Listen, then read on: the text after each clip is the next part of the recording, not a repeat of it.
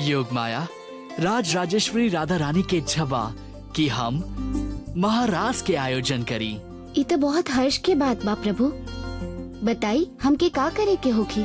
ई तो के ही सोचे के होगी कि तू का कर सकेलू ए महाराज के आयोजन में। वो सब कार्य जेकरा खातिर रउआ हमके जन्म देले बानी और वो सब सेवा जौन राउर इच्छा में बा। जैसे कि हमार सबसे पहला सेवा होखी जौन महाराज के रात रउआ बंसी में प्राण फूकब, ओकर स्वर केवल ओही ब्रज गोपी के सुनाई दी जे लोग कात्यायनी व्रत रख के रउआ के पति रूप में पवले बाड़ी। दोसर हम ब्रज गोपियन के सम्मोहित करब और उनके हृदय तल में प्रेम के भाव जगाइब।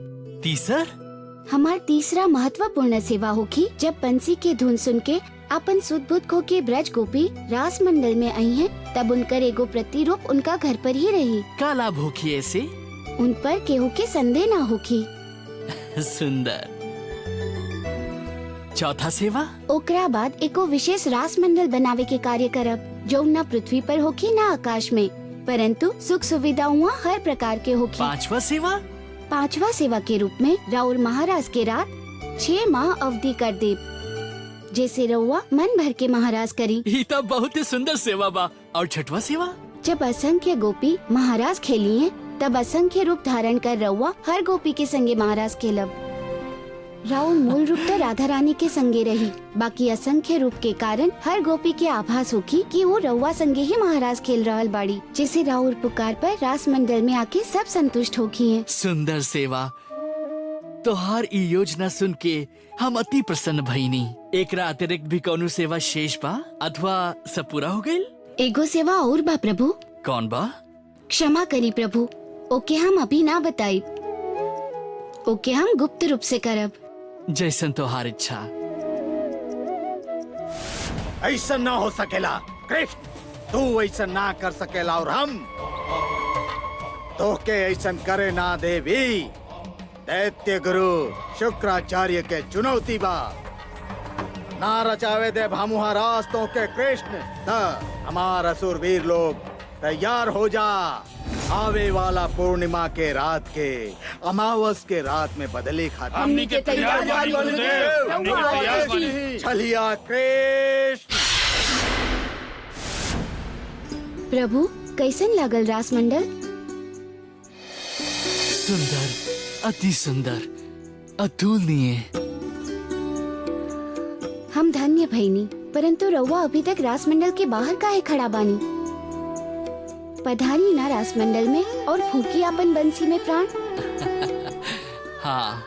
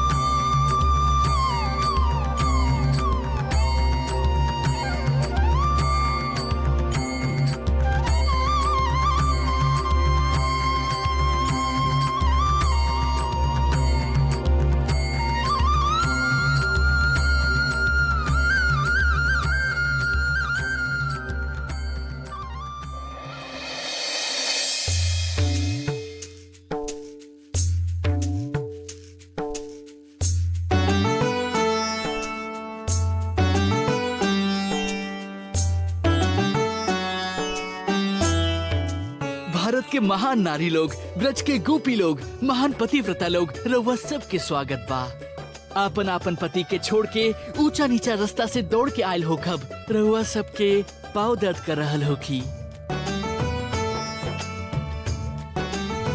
रउआ सब महान पतिव्रता लोग के ई सहानुभूति बा अथवा व्यंग जौन रउआ की समझ में आवे समझ लेनी। का समझ लेनी ललिता देवी? तनिक हमके भीता समझाई। हमनी के सब कुछ छोड़ छाड़ के अपन पत्नी धर्म निभावे श्री चरण में आगरनी और यहाँ आके हमनी के भला का प्रसाद मिलल। स्वयं तो बंसी से नाम पुकार पुकार के हम सबके यहाँ बुला लेनी और देखी तनी बात के तीर दाग रहल बानी। ऐसन कहे में तनिक लज्जा भी नहीं आ रहल। काहे काहे आई लज्जा? हम का अनुचित कह दीनी? हम ता उहे कहनी जौन शास्त्र में लिखल बा कि पत्नी के पति के सेवा करे के चाही। पति के सेवा करे से ही मोक्ष के द्वार मिलेला। यदि तू लोग के विश्वास नहीं खेते हम तू लोग के एगो कथा सुनावत बानी। तो फिर पंडित महाराज कथा सुनाई है।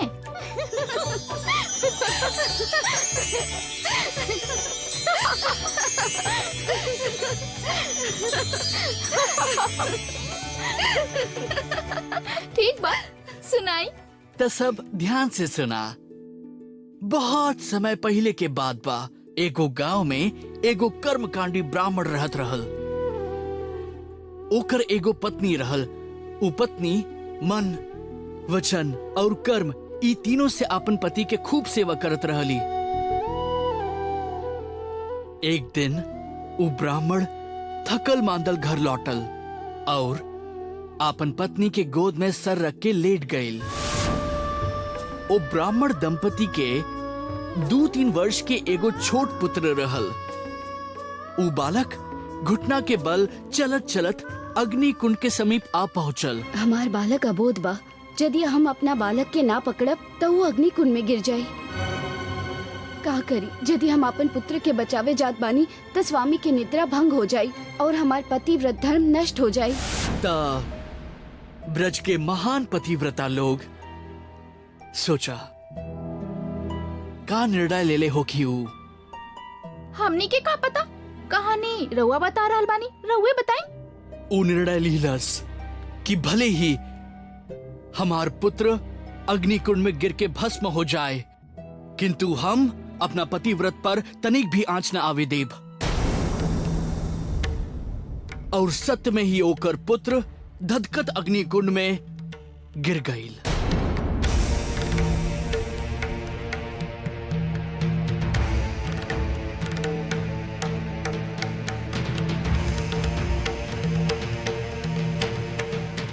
फिर का भइल पंडित महाराज? चमत्कार भइल। अग्निदेव सोच ले कि ब्राह्मण दंपति तब बहुते पतिव्रता बिया। यदि हम एकर पुत्र के धधकत अग्निकुंड में जला दीनी तई हमके चंदन जैसन शीतल होके के श्राप दे दी। बिल्कुल सही सोच ले अग्निदेव। ताए कारणवश अग्निदेव स्वयं ही ओ बालक के अग्निकुंड से बाहर सुरक्षित निकाल दिहिले।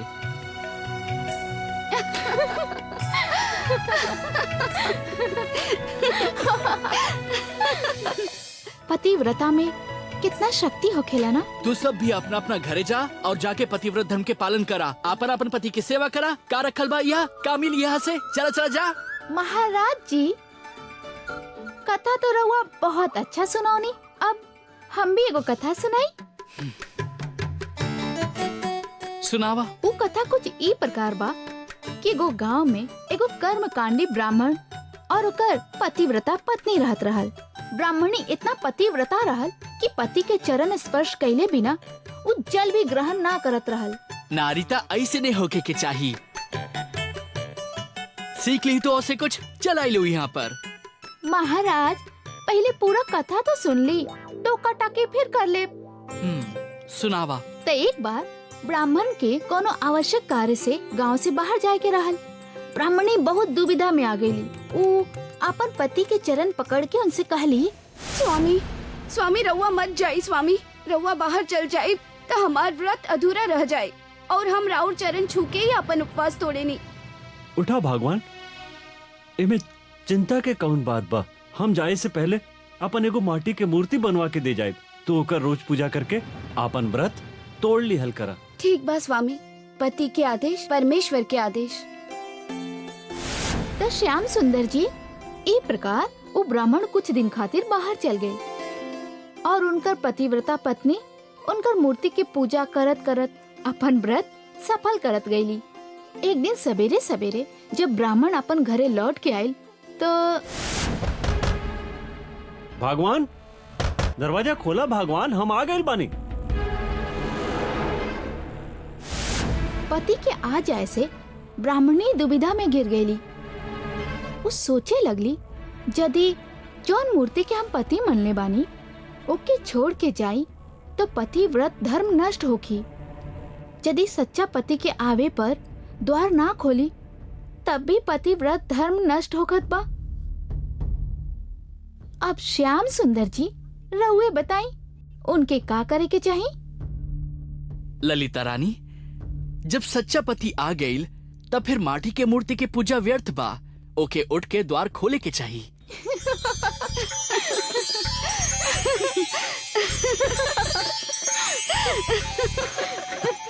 अरे तू सब हंस काहे रहल बाड़ू? हम सब यही खातिर हंस रहल बानी काहे कि रहुआ हमनी से हार गई नी कान्हा। कैसे? वो ऐसे कि जब तक हमने के आपन सच्चा पति अर्थात तू ना मिलल रहला तब तक हमने के आपन माटी मूर्त पतियन के सेवा करत रहनी। बाकी अब जब हमने के सच्चा पति के रूप में तू मिल गेल बाड़ा तो अब भला काहे हमने के अपन माटी मूर्त पति के सेवा करी। ललिता रानी, राधा रानी के पक्का सखी बाड़ू तू। कौनो न कौनो तरह हमके आपन कथा में फंसा ही ले तू। तो अब महाराज आरंभ कइल जाए। राधा रानी के आ जाए दा। प्रतीक्षा में भी एगो अलग आनंद बा। प्रतीक्षा ही प्रेम की पहचान बा।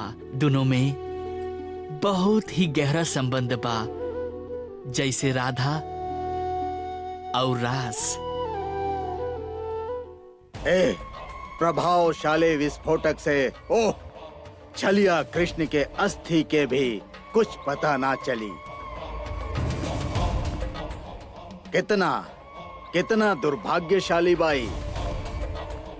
ना ही एकर चिता के अग्नि प्राप्त हो पाई और ना ही एकर दश कर्म हो पाई। युगन युगन तक एह कृष्ण के आत्मा एगो अतृप्त आत्मा बन के पृथ्वी पर यहाँ वहाँ भटकत रही। चलल रहे दैत्य गुरु शुक्राचार्य से टकराए। दैत्य गुरु, एक कृष्ण के राख बन उड़त देख हमार इच्छा प्रबल हो रहल बा प्रभु। कुंभी नसी, जौन भी इच्छा होके ओके पूर्ण कर लेवे के चाहे। फेंका और तोहनी सब भी फेंका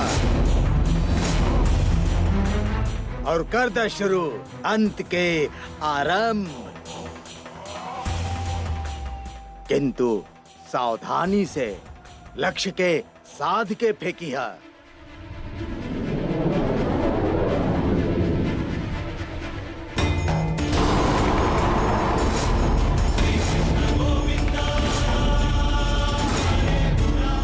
ई कैसे भइल? ई विस्फोट काहे ना भइल?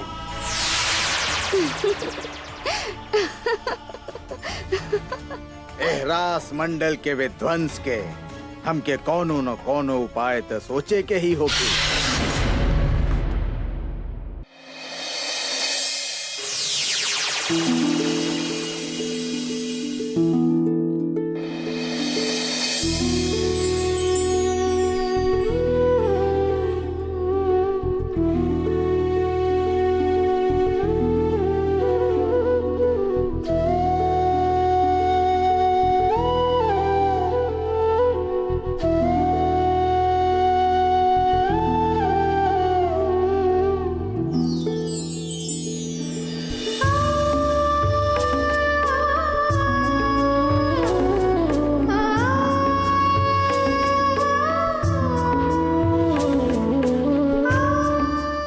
राज राजेश्वरी राधा रानी महाराज के रास मंडल में राउर स्वागत बा। हमके आवे में तनी विलम्ब हो गई। प्रतीक्षा ही प्रेम के प्राण वायु बा। आवा महाराज के आरंभ कइल जाए। असुरवीर लोग तो के रास मंडल में प्रवेश करके स्वयं नाश के लीला आरंभ करे के होखी।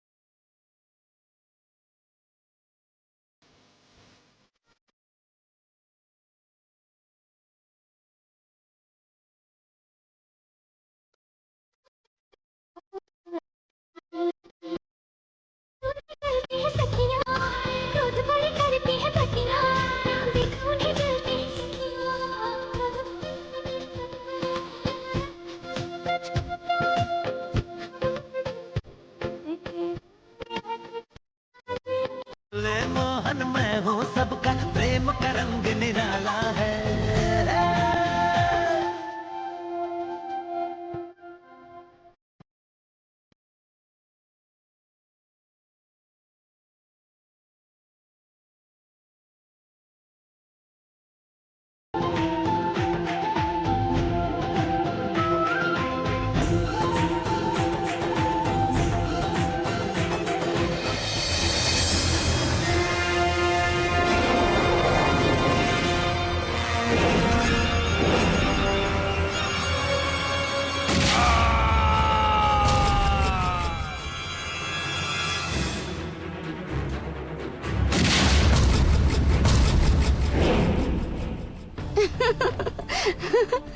दैत्य गुरु अपन असुरन के रोक ली।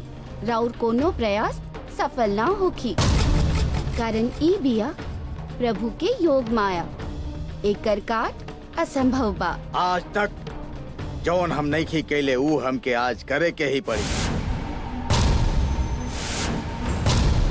असुर जाति के सम्मान के रक्षा खातिर हम स्वयं रास मंडल में प्रवेश करब।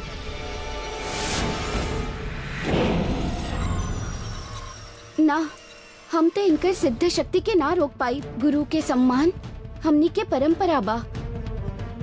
यदि दैत्य गुरु शुक्राचार्य रास मंडल में प्रवेश कर गईले, तब तो स्थिति और भी जटिल हो जाई। हम अपन दिव्य शक्ति के द्वारा रास मंडल में स्वयं प्रवेश करब। हमके प्रवेश करते ही तोनी सब हमरा पीछे आ जाइहा। हम तोनी के अपन शक्ति से रास मंडल के भीतर खींच ले। चला।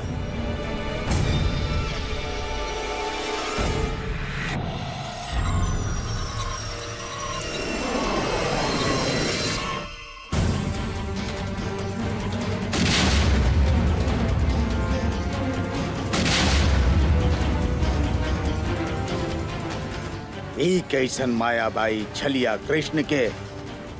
एगो कृष्ण तो संभल नहीं के रहल, नचा के रख ले बा, नाक से पानी पिला के रख ले बा हमके।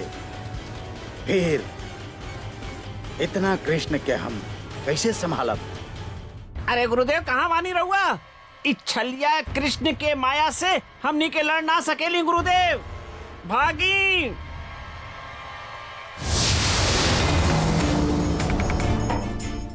प्रभु, इहे रहल हमार गुप्त सेवा। राउर इच्छा बिना रास मंडल में प्रवेश करे वाला स्त्री बन जाई, और वो तब तक स्त्री रही जब तक राउर रास लीला चलत रही।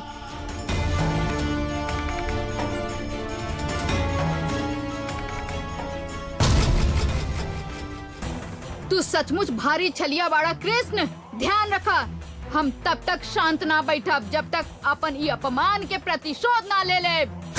ऐसन घोर प्रतिशोध ले कि पूरा संसार कांप उठी। तो क्या पर अवतार भी व्यर्थ लागे लगी छलिया? स्वयं पाताल में छुप के बैठे के मार खोजे लगबे तू।